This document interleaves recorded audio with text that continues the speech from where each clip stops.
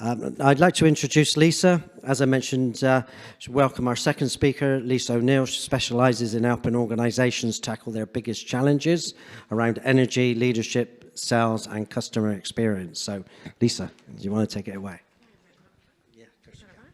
Thank you. Oh, look, there's a big shiny sign. Hello, kia ora. It's very nice to be here. God, I've just seen more graphs than I've seen in my whole entire life. And I'm above average because I'm a phone addict, so I think I touch my phone about 400 times a day. And yeah, have we got any other phone addicts in the house? I'm good with being a phone addict. I love my phone. My husband recently said to me, if you had to choose between me and your phone, what would you? I just don't even ask. Such a foolish question. What a foolish question. My phone can do way more for me than he can. So, annual general meeting. Not that exciting, are they, generally?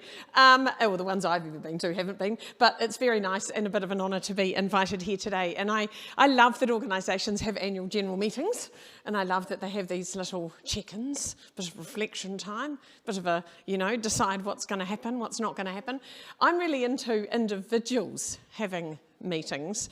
I have 2 meetings with myself every week, and I have a meeting every Monday morning, and I sit with myself and interview myself about what I've done, what I've forgotten to do, all the things I need to do, all the things I promised I'd do. And then I have a bit of a Sunday night reflection meeting as well. And I think meetings with ourselves, especially if you're looking after other humans, is really important. So how many of you are running other humans in your lives? You're managing people, right? Is anyone here just looking after themselves? Oh, it'd be nice, wouldn't it? Anyway, that'd be nice. So I think all of us, I do a lot of work in the leadership space, and I think leaders, my definition of a leader is someone you want to follow. And we've all met leaders that you wouldn't follow to the bathroom if you were busting.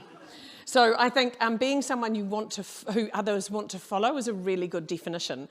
And I think a really good idea would be for leaders to have an annual growth mindset meeting as their AGM on how are they going. How much growth have you done? Where's your mindset at? Are you completely, who's over it? Like, who's exhausted? We've all got compassion fatigue, right? We're so tired of just giving a shit, really. Anyone else with me on that? Right? We're in this compassion fatigue because we've cared so long. And for those of you in that older man road cone group, or in the older woman group, who we all love a bit of sort of outrage, us middle-aged people, don't we? We're like, bit of outrage, we quite like a bit of outrage. So mild outrage is one of our major addictions, I think. You get a rant out of any especially a middle-aged woman. I read a thing the other day that a middle-aged woman who said her pronouns were try me, and I was like, I really like that. I really like that. Don't take on middle-aged women. We've literally lost the ability to care, which is fantastic. No one talks about the upside of being a middle-aged woman. It's fantastic. We lose all of our estrogen and we become men. We don't care and we get whiskers. So we don't care. And we don't care. And I've got 4 children, and my youngest son, he said to me on the weekend, Mum, can I go to a party? And I went, yeah. And he went, oh, that was quick. You just said yes. I went, yeah. He said, do you want to know where it is? I went, nah. He said, do you want to know who's going to be there? I said, nah. I said, mate, I don't care. Like, I'm good. You're 6 foot. You're lovely. He's got 2 rules. Don't hurt a person. Don't make a person. They're the only rules he has. My eldest son had about 27 rules and had to literally fill in a triplicate form to leave the house. And it's so great being the youngest because I don't care. So not caring is kind of useful. And the reason most of us don't care when we get to middle age is we're just done with caring. Right? We're so sick of it. And as leaders, we have to care so much. Who remembers the 80s? They were awesome. Weren't the 80s awesome? I actually worked in the packaging industry in the 80s. I was a structural designer.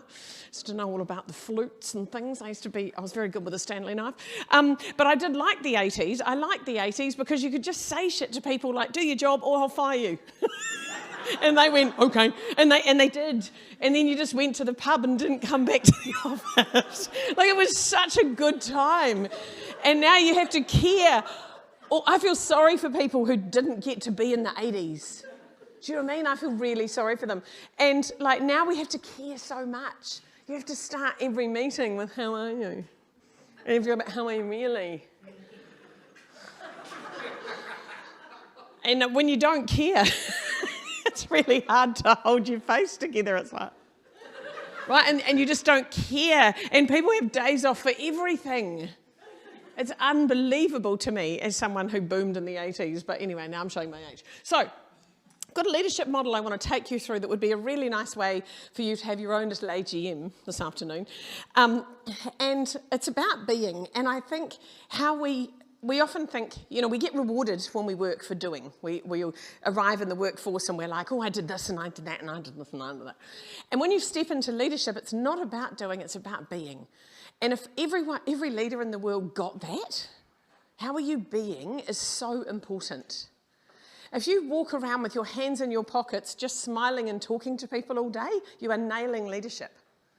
It's not about being locked in your office doing the doing.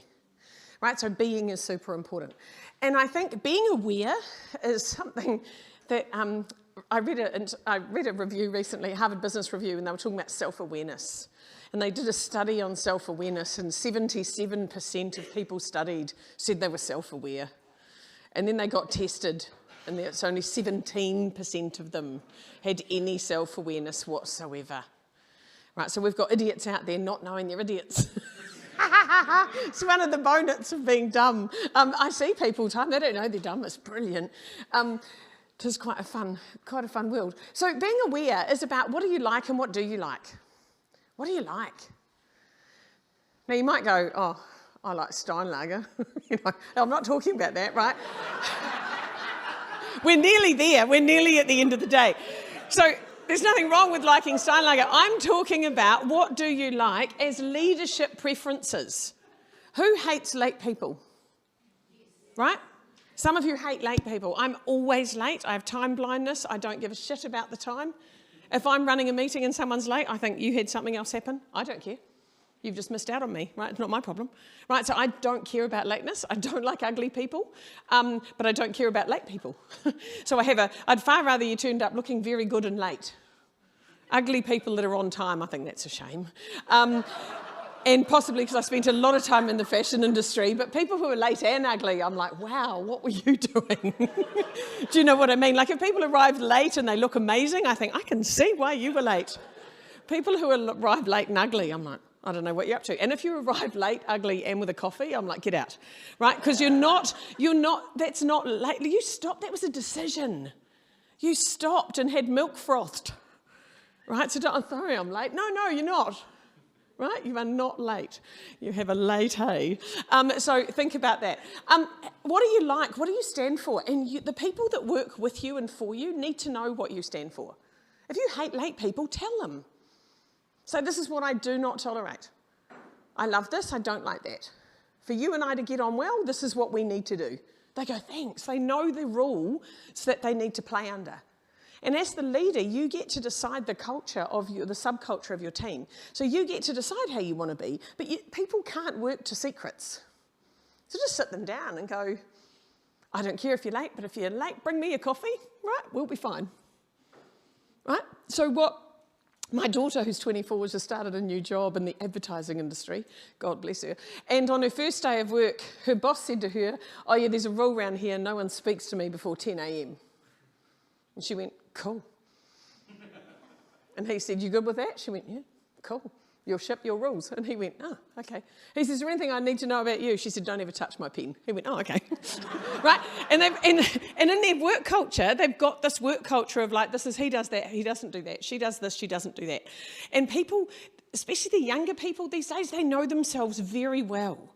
So we need to tell them what our expectations are. So what are you like? Are you grumpy? Are you fun? Do you love rules?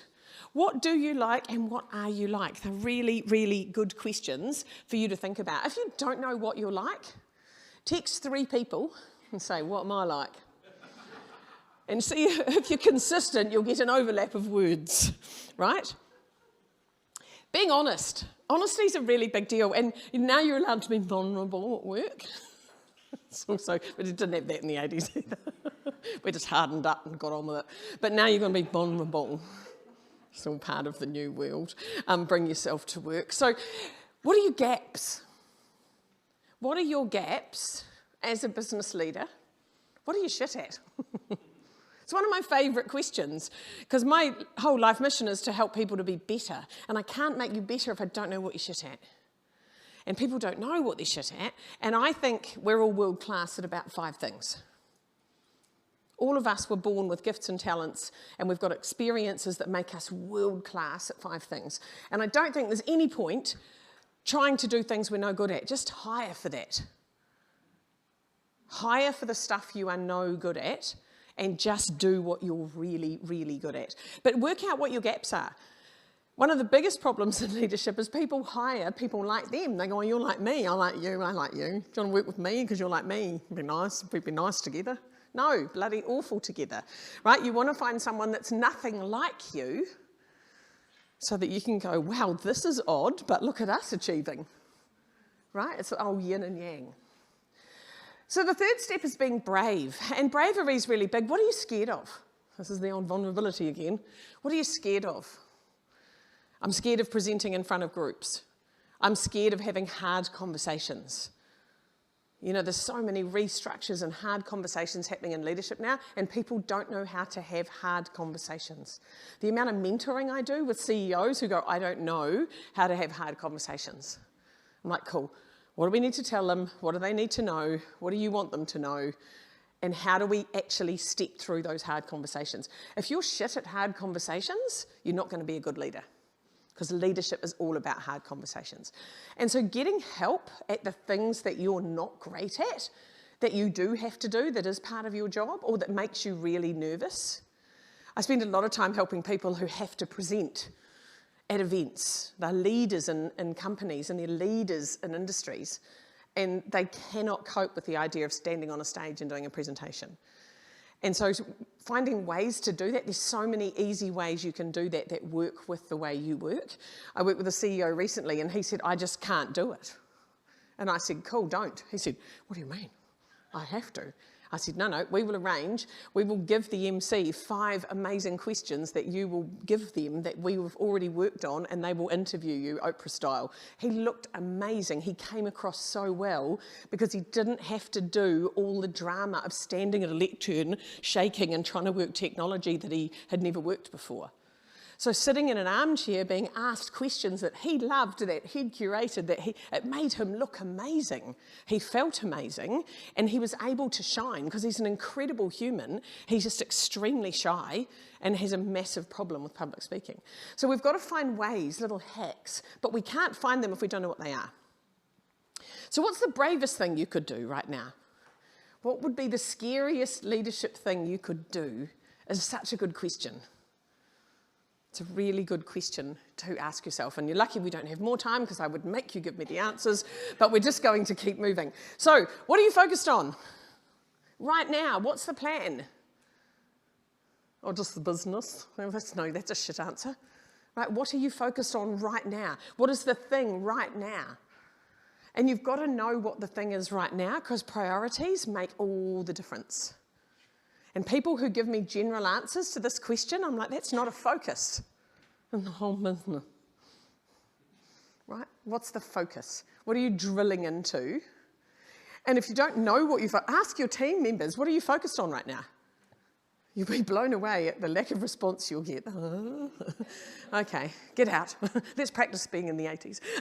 So, what are you confident about? What are you really confident about? They are all on their phones. Text them. I was running a global business school for 4 years, and I had 6 staff in 3 different countries, and we had 200 students all over the world, and the whole platform was digital. And I had all these tech boys who I didn't understand, and they came to Zoom meetings in dressing gowns. It's like, dude, have you got a T-shirt? He's like, oh, yeah. Work from home doesn't really mean you could turn up, you know. I'm like, mate, I'm the CEO. Could you put a T-shirt on? Oh, yeah. I said, no, I'm serious. Go. He's like, oh, okay. Then he stood up. He didn't have anything on under his robe. I said, oh, no, you should have turned your camera off anyway. And I couldn't get them. These guys wouldn't reply to me. I would send them emails. I'd get nothing. It was driving me insane. I walked into my son's bedroom one night, stepped over all the bowls. His nickname is Bowls because he has so many bowls in his room. But anyway, that's another story. And he was gaming, and on his screen, he had this chat thing happening. I said, what's that? What's that? He said, oh, it's Discord, Mum. I said, what's Discord? He said, it's gamers chat. I said, oh, is it good? He said, yeah, it's awesome. So the next day I put the whole business on Discord. I could get hold of these boys 24 hours a day with 2-minute notice. I'd be like, sup, server's down. They're like, sweet, on it. Then they text back, fix, sweet, awesome, sweet, cheer, done. Awesome. Right, all our comms went down to 2 words max, and I was getting response times of 2 minutes because I worked out that if I just worked the way they worked, it would be easy. It was easier for me to learn Discord than it was for me to try and change these Muppets in their dressing gowns. So we did make a rule about clothing being necessary for meetings. Confident, what are you confident about? What are your strengths? It's very cool these days to go, I'm really good at this. In New Zealand, that's not something we're very well trained at, right? And people talk about imposter syndrome. Oh my God, it gives me, I got asked to speak about it at an event the other day. I said, no, I don't even believe in it. If you're in a room where you feel like you know everything in the room, you're in the wrong room. We should be all looking for imposter syndrome. You always want to be in a room where you go, oh, I don't quite feel good enough. Good, try harder, right? Lean in, because that's how we learn. And people playing small going, oh, that's imposter syndrome. I'm like, oh, shut up, Shelley. Right, it's really boring. That is so boring to me. I'm like, what I want to know is what are you doing about it? Right, because you're in a room for a reason and you just have to believe you're in that room for a reason. My favourite definition of confidence is not that I'll always know what to do, but that when I don't know what to do, I'll be fine. That's true confidence. Because how many times do you not know what to do? People are coming to you going, oh, what do I do about this? And you're like, what, you want me to answer? Like, and you're like, oh, well, I think we should do that. And they go, oh, okay, thanks. And you're like, look at me knowing it all.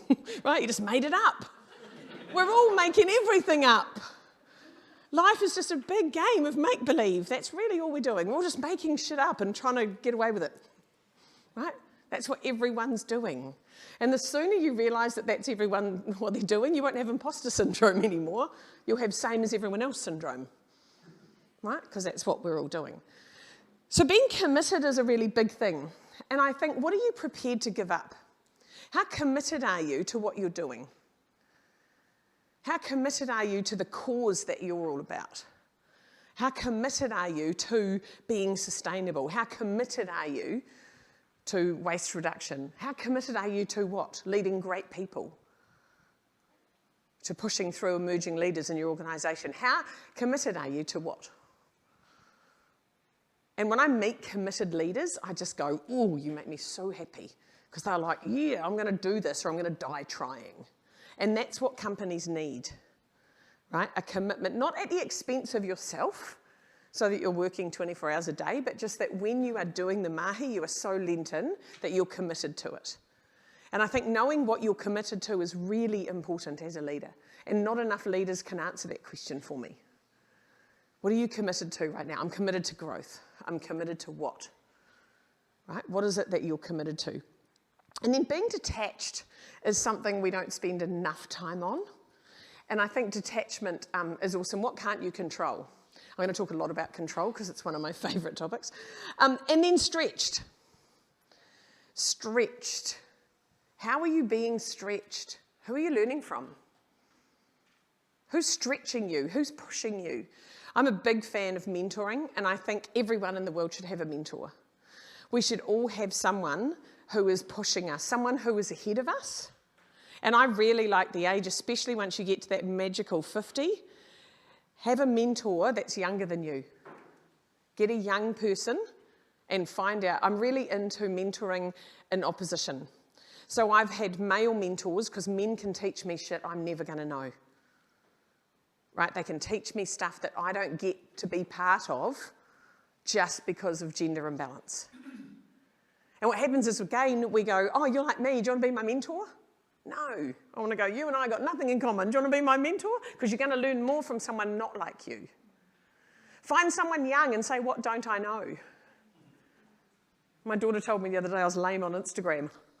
I said, what do you mean I'm lame? She goes, Mum, it's really lame. No one's sharing that shit. I was like, oh. She goes, sorry, was that harsh? I said, no, it's brilliant. Because if you're not getting told that you're lame on Instagram, then you're just lame on Instagram. Right? It's good to know, good to know. And there's no point being offended. You actually want to be thirsty for this kind of input. But you need young people to tell you. I'm lucky that I have 4 children who have no problem telling me how lame I am. And that is useful. If you don't have access to young people, find one. Get the youngest person in the company and say, let's have coffee once a month and you tell me everything you'd do if you were me. Best idea in the whole world. Get the youngest person in the company and say, right, you and me, we're going for lunch. They're like, what have I done? Nothing. You're going to tell me what you would do if you were me. They see the world differently. They have a different algorithm, right? So it's a really good thing to do. Find someone in the industry that's 5 years ahead of you and go, when I'm grown up, I want to be you. Can I interview you? Can I find out how you got where you are? Lean into people different than you. I think that's a really, really big part of leadership. So ability, growth and motivation, I think they're my favourite topics. They're my favourite topics. And I think the greatest project we ever work on is ourselves. You came into this world alone and you're going to leave alone. You're all terminally ill, spoiler alert, you're all dying, right? If that doesn't motivate you, not much will. So it's like, let's get on with it. Now, our energy, while we're alive, the energy is all we've got. It's all we've got. And I wrote a book about this a year ago. So I do believe that our energy is literally everything. It starts with our thoughts. It's amplified by our emotions. And our actions increase or decrease it. And every single one of you is literally just a little sausage suit of energy. A bag of sausages with a bit of Wi-Fi. Now, when you meet people, you go, oh, I like you. Your Wi-Fi and my Wi-Fi go, what? And you think, oh, lovely, lovely, right? Now, I believe in hate at first sight, and not everyone you're going to meet you're going to like. Who's had hate at first sight interactions? You meet people and you think, oh, right? If you ever walk into a retail store and they start cleaning, you have shit energy, right? I have worked in retail and you go, oh, I've got to go, right? I'm busy, right? I watch on planes, I fly on planes nearly 4 days a week, and I watch on planes the air hostesses who walk quicker past the arseholes, right? Because they have no energy to give them, and they are experts in energy techniques, especially on long-haul flights. You hear them going, back in a minute, right? You think, he's a prick. It's one of my favourite games to play on a plane. So your energy is literally everything, and this is what your energy looks like. Every single interaction you have, every phone call you get, every memo you read, every time you pick up your phone, it's either a yeah or a nah. This is happening this is why you're exhausted, because you're doing this all day. And people are contributing or contaminating your energy. And your energy is what introduces you. The minute you meet someone, without even registering it, unconsciously you get a yeah or a nah. It's really important, right? It's super important that you understand your energy. So what your energy says about you is really important.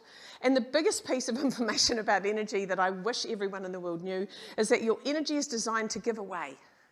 I have lots of energy. I'm a complete pain in the ass. I was called a human barocca recently at a conference, and I have a lot of energy, and people say, oh my God, you're really annoying. Why have you got so much energy? And I'm like, well, it's a choice to be annoying. Every decision I make is an energetic decision. Everything I eat, every organisation I work with, everything I wear, everything I do is an energetic decision. And we get to decide how good our energy is. And so many of us are unaware, and we're like, oh, I've just got really shit energy. I'm like, well, who do you think's in charge of that, David? Right? You're in charge of your energy. Most of us are tired.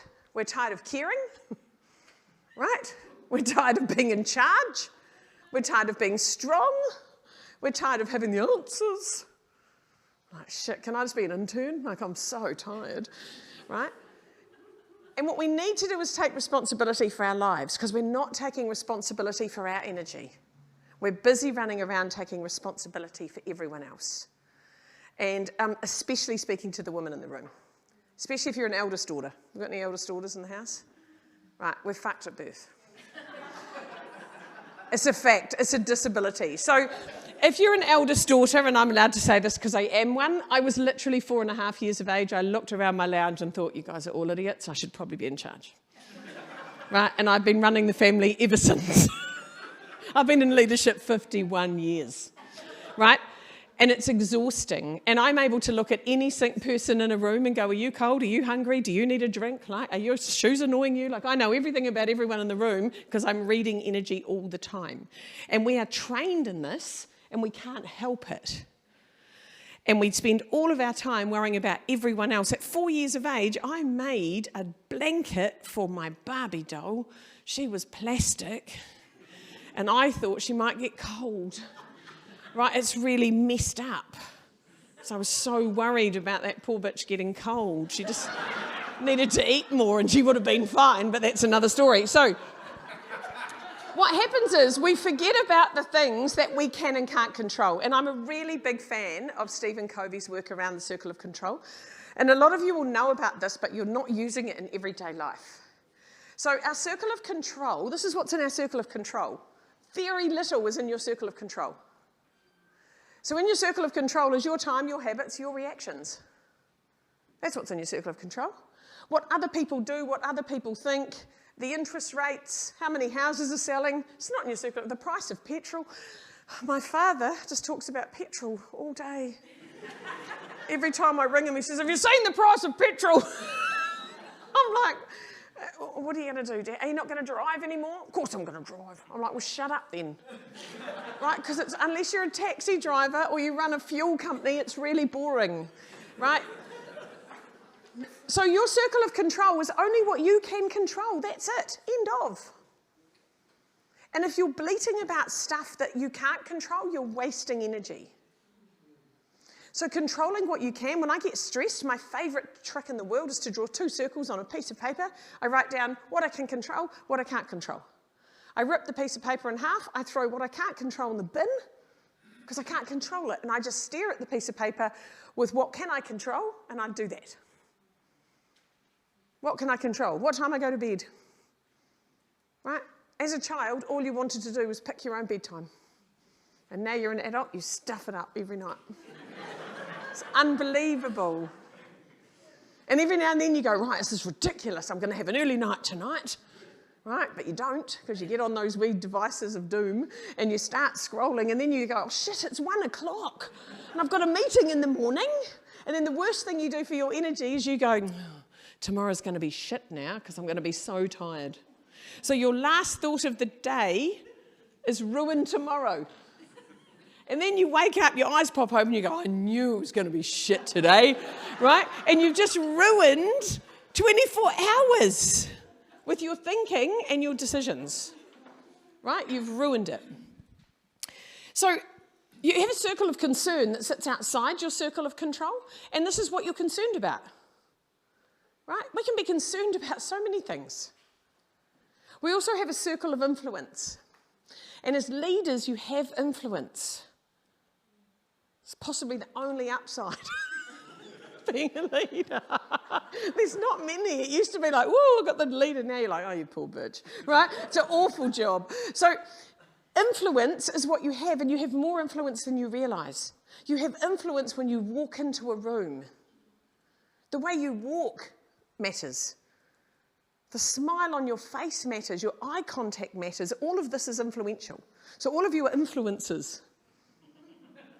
How about that? My business manager has 3 children. They're 5, 3, and 1. And she said to me the other day, oh my God, I'm so sick of the kids. They don't eat their dinner. All they do is eat chippies and lollies and ice cream. I said, do they drive? She said, what? I said, where are they getting this shit from? She went, oh my God, I hadn't thought about that. I'm like, well, I have to not buy biscuits, so I don't eat biscuits, right? I'm not 4, right? So our circle of influence is what you can influence your fridge. I'm starving, there's only cut up carrots. I think, fuck, healthy me made a decision earlier that now unhealthy, gluttonous me has to live with. Now, accepting what you can and can't control is really important. My eldest son taught me about this. He got arrested on his 18th birthday. He'd been an adult for 3 hours and blew it. The policeman came. I said, wow, mate, it took you 3 hours. to blow being an adult. Way to go. Right, awesome. Unfortunately, it wasn't the first time or the only time he got arrested. He took up police car chases with great vim and vigour. He said, I'm very good at it, Mum. I said, oh my God. Right, it was a nightmare. Now, I couldn't control him. There was nothing I could do. And then the government crushed his car, and I was so happy. It was a $22,000 ball of tinfoil with his name on it. And then he said, oh, will you drive me to court? I said, no. He said, why not? I said, because it doesn't say in the Plunkett book, drive Bozo to court. Right? It's not one of my requirements as a parent. He said, how will I get there? I said, you'll walk, you dick. Right? Because your car got squashed. It's called Consequences, mate. Look them up. He was like, oh, he's lovely now. He's very boring. Makes leek and potato soup. He's self-employed and he's lovely. But he wasn't for a while. So your circle of control, your circle of concern and your circle of influence are really important. And this is a really great leadership technique to talk to your people about. So they don't come to you for answers. You go, well, what's in your circle of control? What can you do? What can you do? So managing these three circles is one of the best ways to manage people. It's the best ways to manage anything. So I reckon if we can get in control of our energy, life's going to be better. If you walk into a room on purpose, do you remember in the old days, people used to say, oh, ladies, could you bring a plate? Remember that? Ladies, bring a plate. No one's allowed to say that anymore. But the old days were so good. Anyway, you're not allowed to say that anymore. But I reckon energetically we all carry a plate everywhere you go. So you walked in here at 1 o'clock today. Some of you had some shit on your plate from this morning. And you brought that shitty plate in here with you. Right? When you go home tonight, what are you going to have on your plate? Some of you come in from work and go home. Who gets home and goes, I've lost all my points. I can't be nice to anyone now. I've used them all up. I'm home and you're welcome. I'm going to be a prick for the rest of the evening, right? Because I've used up all my aura points, right? And it's the way it works when you work with people. But sometimes you're bringing stuff home from the office into work, and sometimes you're bringing stuff from work into the office. And cleaning your plate's a really good idea. Just check yourself.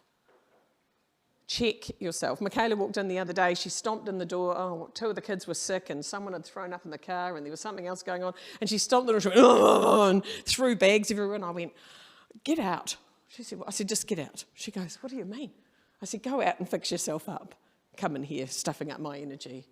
She went, oh, sorry. I said, right, go out. Anyway, and then she came back in and she went, oh, Morena. I said, oh, Morena, would you like a coffee? She went, yeah, I'd love one. I said, beautiful. Sit down. Let me go and make you a coffee. You look like you've had a rough morning. She said, I have. I said, I don't know how I knew, right? But it's about how do you set the scene? You stomp into a room and ruin the energy. You all know people that do that, right? They come in, it becomes all about them. They stomp into meetings and they're like, oh, slamming their pad down on the desk. I'm like, oh, you're the only bitch that had to go to a meeting, are you? Like, sit down and shut up. It's really boring. I have a sign on my door and it says, please be responsible for the energy you bring into my space. If you're running a meeting and someone comes in with shit energy, send them out.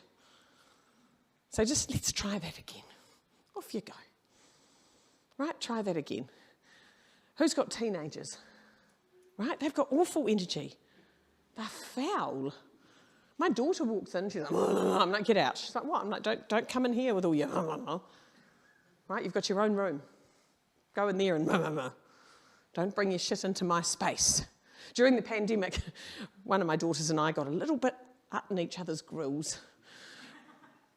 We're a bit similar. And we got a little bit kind of rubby, spending too much time together. And I've got 2 very fat female cats. I call them the aunties.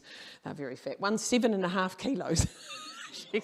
She's a beast. I took her to the vet, and the vet said, oh, she's obese. The vet was about 11. Excuse me. Kyle, called Kyle with no socks on. I said, Kyle with no socks, 11-year-old Kyle. I said, what do you mean? She's a big cat, she's big boned.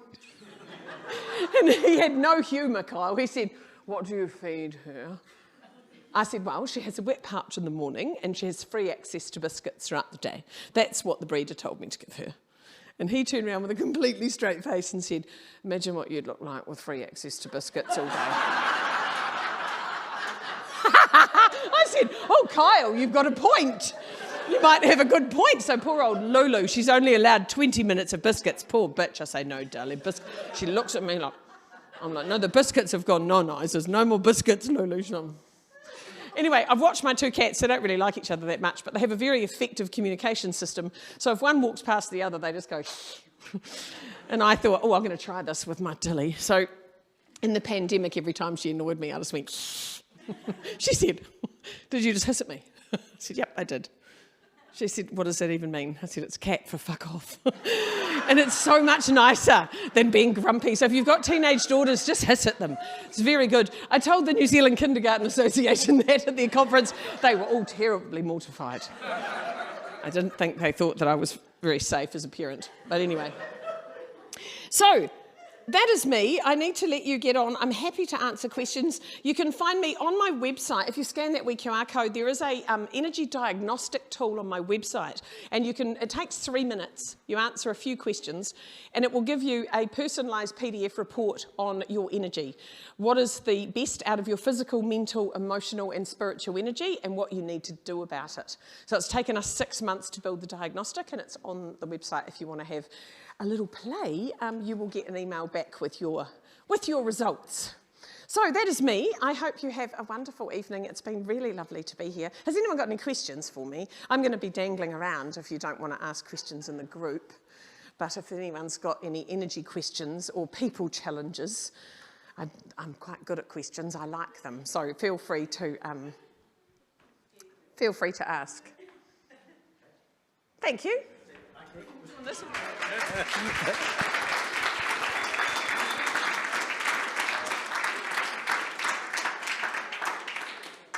Thank you very much, Lisa. It was excellent.